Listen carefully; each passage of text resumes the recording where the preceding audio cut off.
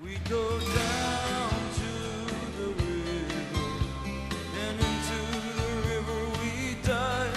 Oh, down to the river. Chris Allen lives and works here in mid-Canterbury. Boyers Stream runs right past his farm, and its tributaries run through intensive farmland. He goes as far to say the water is pristine, despite intensified farming in recent decades.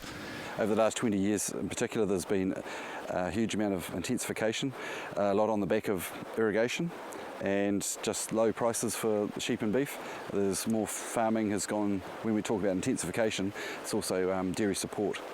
He says in this water, you'll find a running record of good environmental practices. Effluent shouldn't actually be featuring in any part of this water because it's managed, it's put on through high-tech irrigators, mostly all pivots.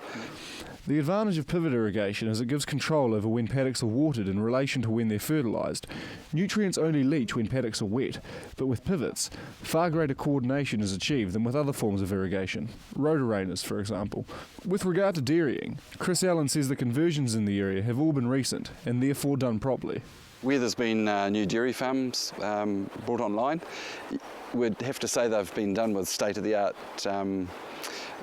systems, whether it be dairy effluent or whether it be fencing off waterways. These farms have pretty much been done in the last 10 to 15 years.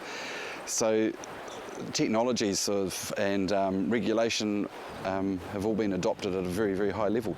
There are plenty of invertebrae in the river. You may not be able to see them on camera, but when picking up any rock I found caddisfly and mayfly larvae, species very susceptible to poor water quality.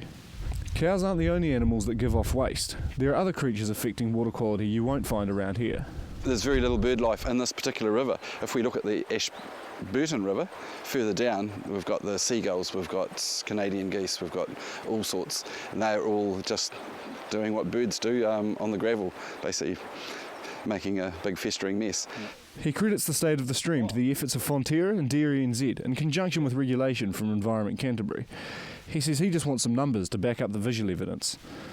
The only thing I'm waiting for at the moment is for Environment Canterbury to come out and actually start doing some sampling of the water just to back up what we're seeing visually with the water quality.